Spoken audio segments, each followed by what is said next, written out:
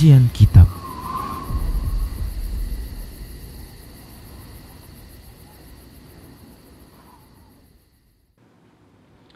Bismillah, assalamualaikum warahmatullahi wabarakatuh. Innal hamdalillah nahmaduhu wa nasta'inuhu wa nastaghfiruh wa na'udzu billahi min shururi anfusina wa min sayyiati a'malina. May yahdihillahu fala mudhillalah wa may yudlilhu fala hadiyalah. Wa asyhadu an la ilaha illallah wahdahu la syarikalah wa asyhadu anna Muhammadan abduhu wa rasuluhu sallallahu alaihi wasallam. Qala Allah tabaraka wa ta'ala, ya ayyuhalladzina amanu taqullaha haqqa tuqatih wa la tamutunna illa wa antum muslimun. Ya ayyuhan nasu taqu rabbakumul ladzi khalaqakum min nafsin wahidah wa khalaqa minha zawjaha wa bassa minhuma rijalan katsiran wa nisaa'a wattaqullaha alladzi tasaaluna bihi wal arham innallaha kana 'alaikum raqiba. Ya ayyuhalladzina amanu taqullaha wa qulu qawlan sadida yuslih lakum a'malakum wa yaghfir lakum dhunubakum wa may yuti'illaha wa rasulahu faqad faza fawzan 'azima. Amma ba'd, fa inna asdaqal hadits kitabullah wa khairal huda huda Rasulillah sallallahu alaihi wasallam wa syarrul umuri muhdatsatuha wa kullu muhdatsatin bid'ah wa kullu bid'atin dhalalah wa kullu dhalalatin finnar. Saudara seiman, saudara seislam, para hamba Allah rahimani wa rahmakumullah. Alhamdulillah, segala puji hanya untuk Allah, salawat dan salam tak lupa kita ucapkan untuk Rasulullah SAW. Para pemirsa Rosa TV dan para pendengar Radio Medan Mengaji serta para pemirsa media-media sunnah yang turut serta menyiarkan kajian ini, kita lanjutkan pembahasan kitab Minhajul Muslim di bab yang keempat tentang ibadah. Dan kita masih membahas terkait dengan sholat Id, sholat hari raya, dan juga kita masih membahas tentang adab-adab yang selayaknya dimiliki oleh setiap muslim untuk menyambut atau di hari raya. Baik, pada pertemuan yang lalu kita sudah sebutkan terkait dengan mandi, kemudian memakai minyak wangi, memakai pakaian yang terbaik, makan sebelum keluar untuk sholat Idul Fitri, dan makan setelah sholat Idul Adha. Baik para hamba Allah rahimani warahmatullah, dan yang terakhir pada pertemuan yang lalu kita bahas adalah terkait dengan anjuran untuk bertakbir ketika di malam Idul Fitri atau Idul Adha, ya. Bahkan dianjurkan untuk melakukannya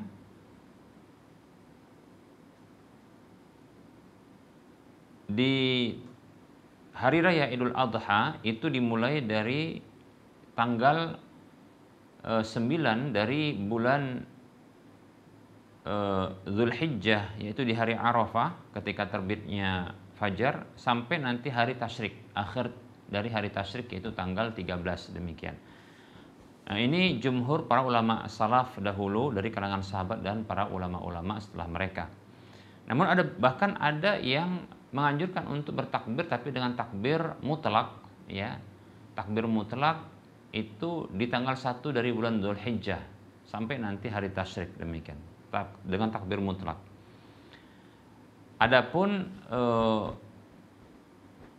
di hari-hari tersebut, yaitu di hari-hari mulai dari tanggal 9 dari bulan Dzulhijjah sampai hari tasyrik, itu dianjurkan untuk melakukan takbir dengan muqayyad.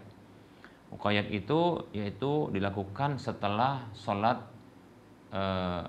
fardu, demikian. Ini berdasarkan hadis yang dikeluarkan oleh Imam Bukhari, bahwasanya kana Ibnu Umar radhiyallahu anhu yukabbiru bi minatil kal ayyami wal khalfas salawati wa ala firasyi wa fi fistatihi wa majlisi wa mamshahu tilkal ayyami jami'an. Dahulu Abdullah ibnu Umar radhiyallahu anhu bertakbir di Mina, ya, di hari-hari tersebut dan setelah sholat fardu, ya, di atas pembaringan beliau, di kemah beliau, di ketika duduk beliau dan ketika berjalan beliau, di hari-hari itu semuanya, demikian. Baik, ya. Ini digabungan antara takbir mutlak dengan muqayyad. Dan ditekankan untuk melakukan takbir ya ketika keluar menuju salat ya, menuju salat Id ya. Nah, ini sebagaimana dalam hadis yang diriwayatkan oleh Imam Al-Baihaqi, dihasankan oleh Syekh Al-Albani rahimahullahu taala, bahwasanya Abdullah bin Umar mengatakan anna Rasulullah sallallahu alaihi wasallam kana yakhruju fil aidaini ma'al Fadl bin Abbas wa Abdullah wal Abbasi wa Ali wa Ja'far wal Hasan wal Husaini wa Usamata ibni Zaid wa Zaid bin Harisata wa Aiman ibni Ummi Aiman radhiyallahu anhum ajma'in rafi'an sautahu bit tahlil wa takbir. Bahwasanya Rasulullah SAW dahulu keluar di 2 hari raya bersama dengan Fadl ibnu Abbas, Abdullah ibnu Abbas, Abbas sendiri, kemudian Ali, Ja'far, Hasan, Husain, Usama bin Zaid, Zaid bin Harisa, Aiman ya ibnu Ummi Aiman ya, semuanya ya meninggikan suaranya dengan tahlil dan takbir, demikian. Baik ya, para hamba Allah rahimani wa rahimakumullah. Nah, ini anjuran untuk bertakbir. Baik para hamba Allah rahimani wa rahimakumullah. Dan ada dukungan dari dalil Al-Qur'an seperti dalam surah Al-Baqarah ayat 203, Allah katakan a'udzubillahi minasyaitonirrajim wadhkurullaha fi ayyamin ma'dudat. Wadhkurullaha fi ayyamin ma'dudat. Dan sebutlah Allah Subhanahu wa taala di hari-hari yang diketahui atau dihitung tersebut, yaitu ada yang menafsirkan hari-hari tersebut itu adalah tanggal 1 Dzulhijjah sampai tanggal 13 Dzulhijjah. Ada yang mengatakan tanggal 9 Dzulhijjah sampai tanggal 13 Dzulhijjah, demikian. Begitu juga Allah berfirman dalam surah Al-A'la ayat 15, Allah katakan a'udzubillahi minasyaitonirrajim wa dzakara asma rabbih fasalla, dan sebutlah Rabbmu lalu salat. Nah, ini berarti ketika keluar rumah kemudian sebut nama Allah dengan takbir, kemudian setelah itu salat, yaitu salat Id, demikian. Dan Allah berfirman dalam surah Al-Hajj ayat 37, Allah katakan a'udzubillahi minasyaitonirrajim wa litukmilul 'iddata wa litukabbirullaha 'ala ma hadakum wa la'allakum tashkurun. Ya, Allah berfirman ya, yang artinya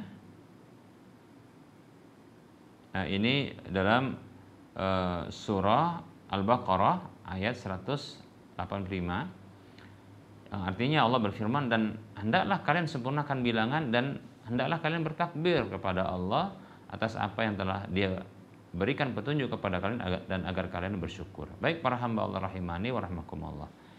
Nah, ini anjuran untuk bertakbir ya. Nah, kita akan menyebutkan bentuk-bentuk takbir. Bentuk-bentuk takbir. Perlu diketahui bahwasanya tidak ada satupun hadis yang sahih, yang sah dari Nabi Shallallahu Alaihi Wasallam ya tentang bentuk takbir ya.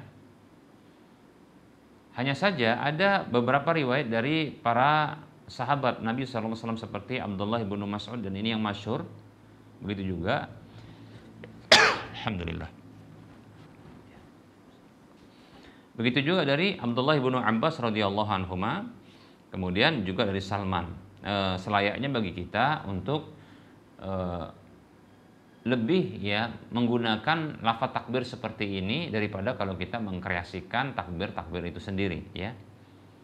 Walaupun kita dapatkan ya di zaman ini ada beberapa tambahan lafaz takbir, tapi alangkah lebih baik ya kalau kita bertumbuk pada takbir yang ada pada para sahabat. Walaupun setahu saya ada perbedaan pendapat di kalangan para ulama untuk membatasi takbir itu dengan takbir yang datang dalam riwayat dari sahabat Nabi SAW ya. Dan ada yang berpendapat boleh untuk menambahkan ya, dengan tambah-tambahan yang menunjukkan itu pengagungan kepada Allah, pensucian terhadap Allah ya, dan seterusnya. Baik. Tapi yang lebih utama tentunya ya takbir yang diajarkan oleh para sahabat, yang potensi bisa jadi mereka itu mendapatkan dari Rasulullah Sallallahu Alaihi Wasallam.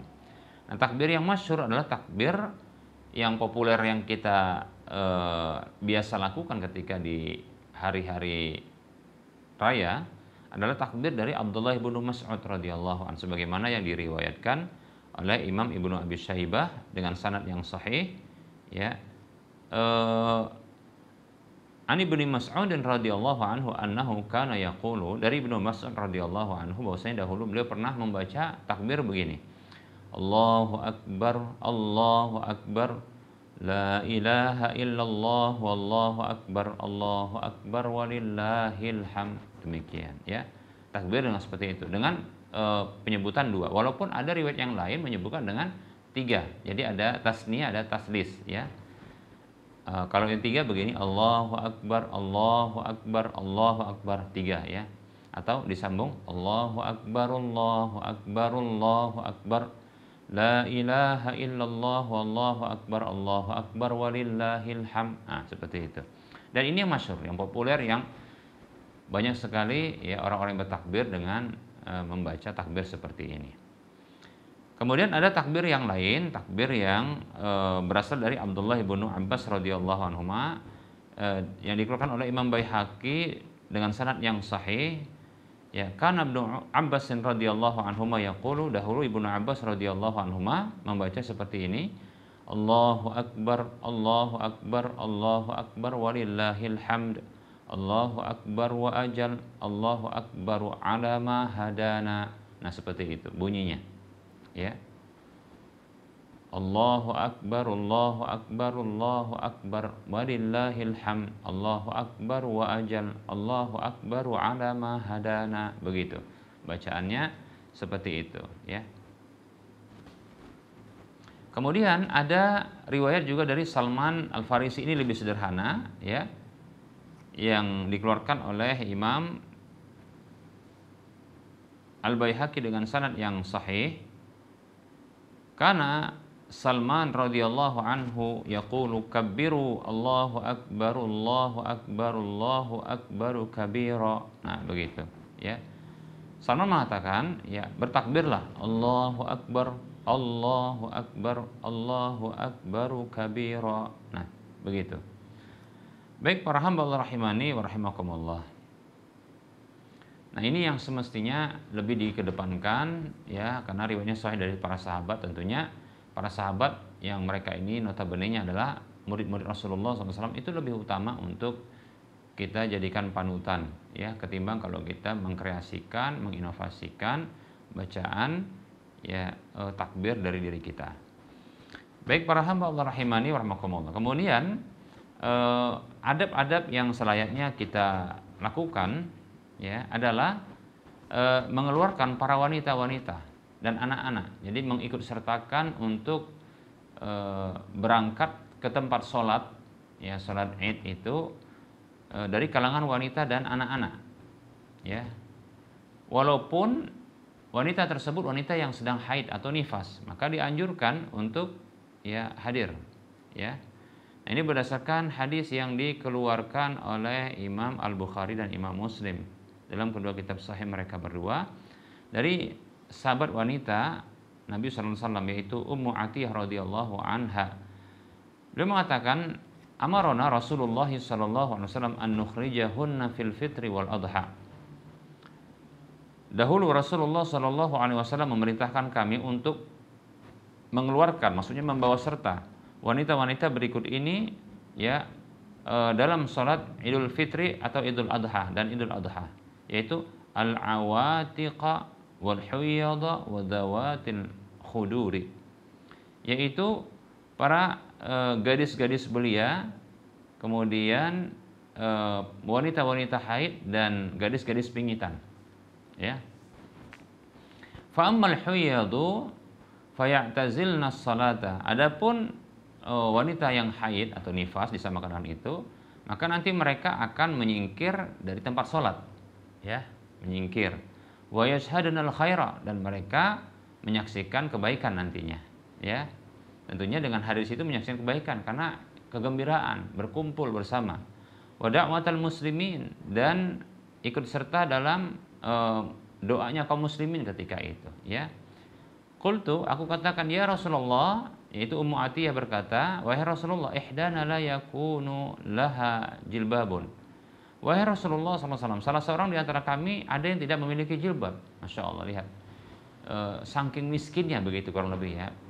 Ya, sangat miskinnya wanita tersebut sehingga nggak punya jilbab untuk keluar menutup aurat kepalanya, demikian.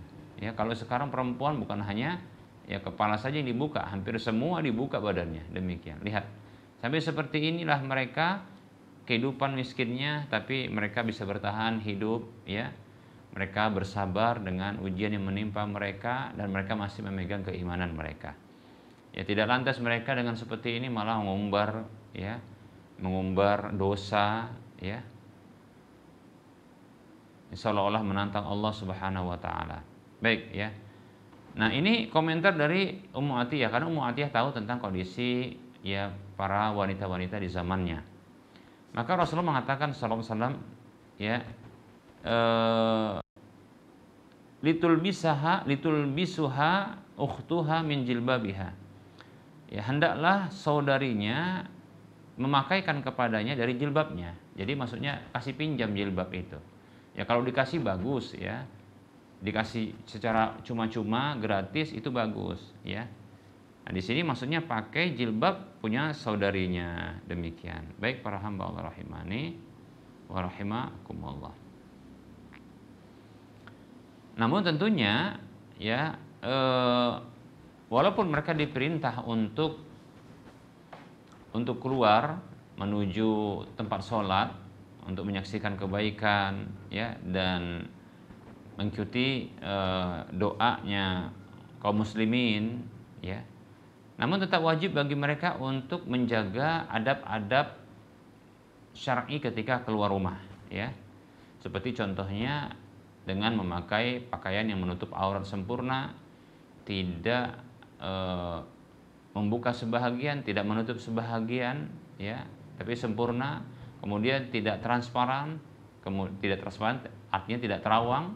Kemudian tidak ketat sehingga membentuk ya tubuh yang itu merupakan aurat-aurat, ya.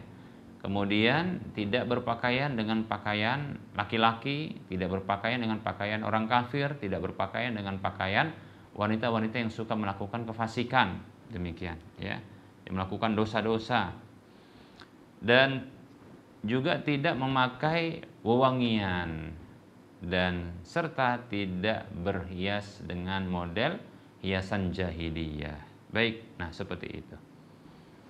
Adapun para anak kecil, maka ada riwayat dari Ibnu Abbas radhiyallahu anhuma, beliau pernah ditanya, ya, asyahidatal 'ida ma'an Nabi sallallahu alaihi wasallam, apakah Anda pernah ikut serta menghadiri Id bersama dengan Rasulullah sallallahu alaihi wasallam, itu salat Id? Qala na'am, ya. Walaula makani minas sighari ma syahidtuhu, ya. Kata beliau, na'am, ya betul. Andaikan kondisiku ketika itu tidak kecil, ya, maka tentu aku tidak, ya, turut serta. Wallahu alam, ya, maksudnya adalah orang kecil ini, maksudnya anak kecil pun itu diikut sertakan, demikian, ya. Ini hadisnya diriwayatkan oleh Imam Al-Bukhari.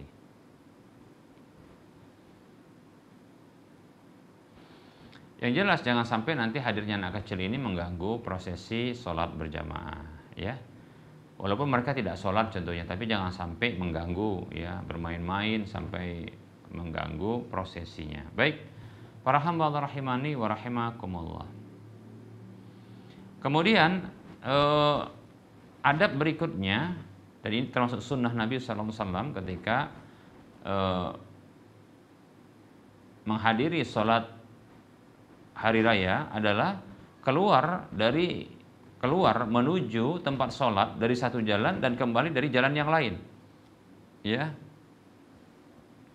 Nah, ini berdasarkan hadis dari Jabir bin Abdullah radhiyallahu anhu, beliau mengatakan, kana Nabi sallallahu alaihi wasallam idza kana yauma 'idin khalafa tariqa. Hadisnya diriwayatkan oleh Imam Al-Bukhari dalam kitab sahihnya. Jabir mengatakan radhiyallahu anhuma, dahulu Nabi sallallahu alaihi wasallam apabila di hari Id, di hari raya, beliau itu, ya, menyelisihi jalan, maksudnya jalan berangkat dengan jalan pulang itu beliau berbeda, demikian, ya. Baik para hamba Allah rahimani wa rahimakumullah. Mungkin bisa kita katakan jalan dari satu gang ya ketika berangkat nanti pulang dari gang yang lain, atau mungkin jalan ya dari arah depan ketika berangkatnya nanti pulang dari arah belakang. Contohnya seperti itu ya. Wallahu a'lam. Yang jelas ini petunjuk Nabi Shallallahu alaihi wasallam. Kemudian ada riwayat yang lain, yaitu dalam hadis yang diriwayatkan oleh Imam Ibnu Majah, Ad-Darimi dan Imam Ahmad, Ibnu Khuzaimah, Ibnu Hibban, Al-Baihaqi, ya, disebutkan bahwasanya dari Abu Hurairah radhiyallahu anhu, beliau mengatakan, kana Nabi sallallahu alaihi wasallam idza kharaja ila al-'aid raja'a fi ghairi at-tariqi alladhi kharaja fihi. Dahulu Nabi sallallahu alaihi wasallam apabila keluar menuju hari salat Id, beliau kembali pada selain jalan yang beliau keluar ya darinya, demikian. Jadi maksudnya berbeda antara ya jalan pulang dengan jalan berangkatnya. Nah, seperti itu. Baik ya, jadi ini dianjurkan sifatnya. Baik para hamba Allah rahimani wa rahimakumullah.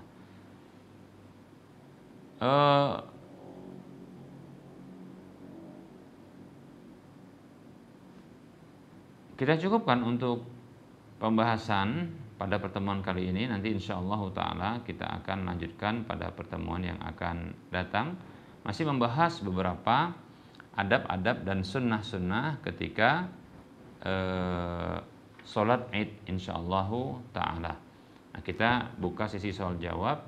Mungkin waktu yang tersisa bisa kita menjawab pertanyaan. Baik, ada pertanyaan berikut ini. Assalamualaikum Ustadz, izin bertanya, ada pertikaian antara kakak beradik, kakak perempuan dan adik laki-laki, sekandung saudara, satu ayah satu ibu. Afwan jika diceritakan sangat panjang dan saya ringkas saja. Katakanlah misal si kakak perempuan salah 100%, adik laki-laki benar 100%.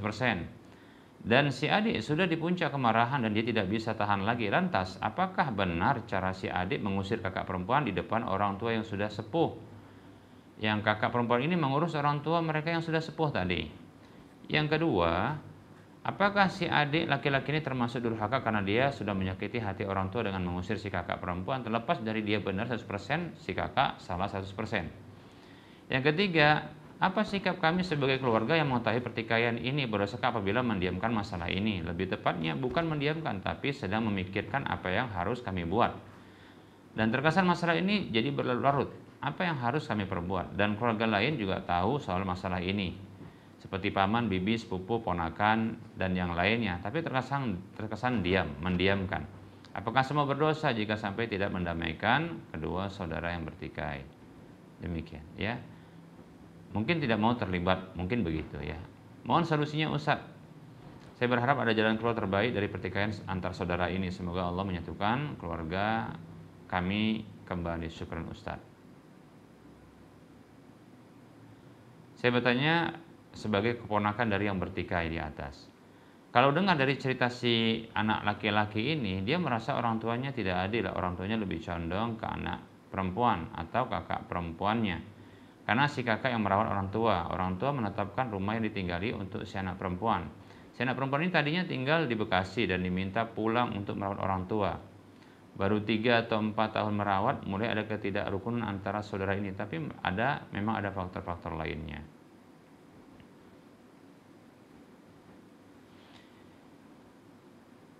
Bismillah, alhamdulillah, wassalatu wassalamu ala rasulillah, amma ba'd. Waalaikumsalam warahmatullahi wabarakatuh. Semoga Allah subhanahu wa ta'ala mendamaikan dan melemah lembutkan hati-hati setiap kaum muslimin yang bertikai dengan saudaranya, baik itu saudara seimannya atau saudara senasabnya yang itu juga seiman bagi dirinya. Amin ya rabbal alamin. Tidak sepantasnya ya seorang mukmin itu bertikai dengan saudaranya. Dan lebih tidak pantas adalah apabila saudara senasab yang ini juga sama-sama dalam keimanan dan keislaman, mereka bertikai, ya. Karena ini bisa mencederai, ya, hubungan persaudaraan sesama muslim dan hubungan persaudaraan senasab, dan itu tidak dibenarkan, ya, tidak dibolehkan. Kata Nabi SAW, la yahillu, kalaupun seandainya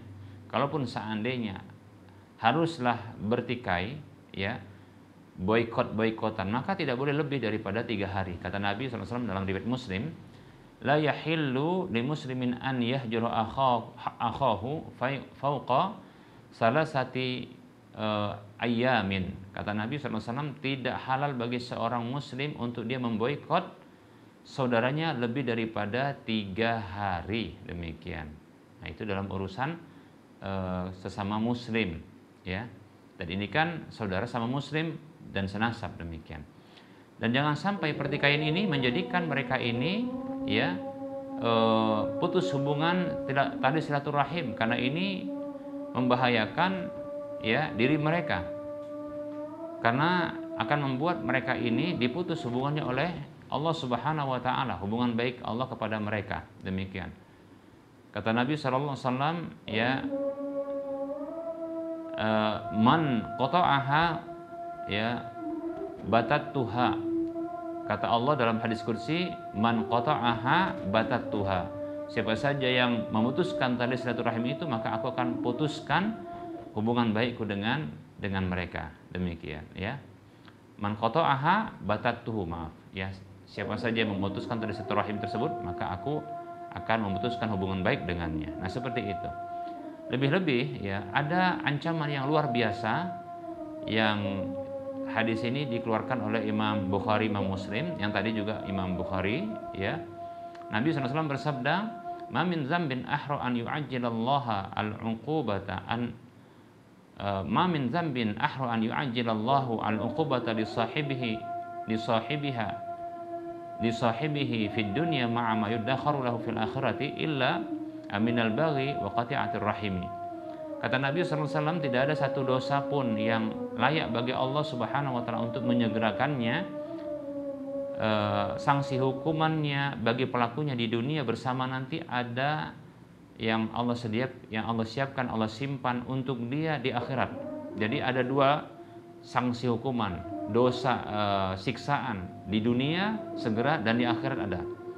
Dosa apakah itu? Itu dosa al-baghi wa qati'atir rahim, menzalimi dan memutuskan tali silaturahim. Demikian. Hadis riwayat Bukhari Muslim. Perlu diketahui bahwasanya kalau seandainya pun, ya, kita dapati saudara kita atau saudari kita itu bersalah kepada kita, tapi tidaklah ini dijadikan alasan atau pembenaran untuk melakukan, ya, pemutusan tali silaturahim. Tidak, ya. Kalau kesalahan bisa dimaafkan, kesalahan bisa diberikan hukuman, kan begitu. Tapi bukan dengan cara memutus tali silaturahim. Lebih-lebih dengan cara mengusir, contohnya, demikian, ya. Nah, seperti itu. Ya, sebenarnya kalau salah cukup dinasihati atau minta orang lain untuk menasihati, bukan dengan cara diusir. Ya, nah seperti itu. Bukan dengan cara diusir, demikian. Begitu juga kalau contohnya seorang orang tua melakukan ketidakadilan, ya, kasih sayang yang tidak adil, ya, terhadap anak-anaknya. Ini pun bukan dengan cara, ya, melakukan sebuah dosa, tapi dengan memberikan penjelasan, edukasi tentang keislaman, bahwa hal tersebut ini merupakan bentuk pelanggaran terhadap hak dan itu merupakan dosa, mestinya begitu, ya. Bukan dengan cara tindakan-tindakan yang ini bisa menyebabkan sakit hati, ya, pengusiran, atau mungkin tindakan yang lain, pemukulan, atau ucapan kasar. Tidak harus demikian. Ya, nasihat itu bisa untuk dilakukan tanpa harus memutuskan tali silaturahim. Nah, seperti itu, ya. Dan bagi keluarga yang melihat hal ini, ya, itu ada kewajiban untuk mendamaikan, wajib, ya. Bukan tidak wajib, wajib, ya. Allah Subhanahu wa taala berfirman di dalam surah Al-Hujurat ayat 10, Allah katakan, a'udzubillahi minasyaitonir rajim.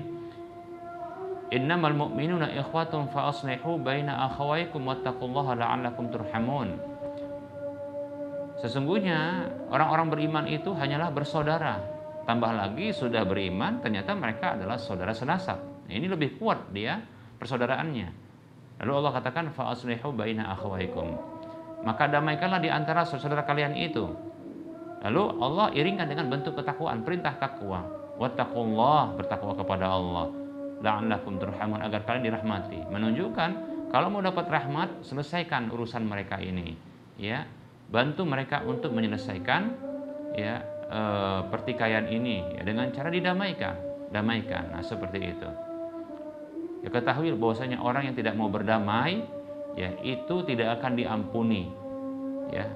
Ada hari-hari di mana ya Allah mengampuni para hambanya. Dalam satu hadis disebutkan bahwasanya Allah Subhanahu wa taala itu memberikan ampunan kepada setiap hamba yang tidak berbuat syirik kepada Allah, dan itu diberlakukan di setiap hari Senin dan Kamis.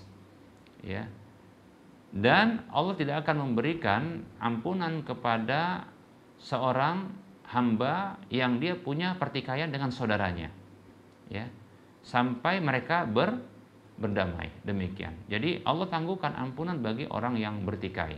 Nah, seperti itu. Oleh karenanya bantu untuk menyelesaikan pertikaian tersebut. Semoga Allah SWT mudahkan kita untuk ya melaksanakan perintah Allah, menjadi hamba-hamba Allah yang taat. Amin ya rabbal alamin. Dan semoga Allah SWT segera selesaikan masalah ya orang-orang yang bertikai ini ya dengan penyelesaian yang baik insyaallah. Amin ya rabbal alamin. Sallallahu alaihi Muhammad wa ala alihi wa washabihi ajma'in. Ya, barangkali ini saja yang bisa kita sampaikan karena sudah masuk waktu salat zuhur untuk Belah Medan dan sekitarnya. Mohon maaf atas segala kekurangan. Kita ketemu lagi di lain kesempatan. Sebelum kita mengakhiri perjumpaan, seperti biasa kita memberikan motivasi untuk berdonasi. Ya, bagi siapapun yang ingin mendapatkan pahala sebuah rumah di surga, minimal harta yang kita infakkan itu 700 kali lipatnya, dan ini mengalir pahala, terus mengalir ya, karena memang sudah dimanfaatkan, itu Masjid Al-Muwahhidin sudah dimanfaatkan untuk sholat 5 waktu dan kajian-kajian. Dan ini masih proses pembangunan. Silahkan ya transfer ke nomor rekening Bank Syariah Indonesia di nomor 71274855555 atas nama Yayasan Lajnah Dakwah Medan Kode Bank 451. Semoga Anda termotivasi dan semoga bermanfaat. Wassallallahu ala Muhammad wa ala alihi wa washabihi ajma'in. Subhanakallahumma wa bihamdika asyhadu an la ilaha illa anta astaghfiruka wa atubu ilaika walhamdulillahi rabbil alamin. Wassalamualaikum warahmatullahi wabarakatuh.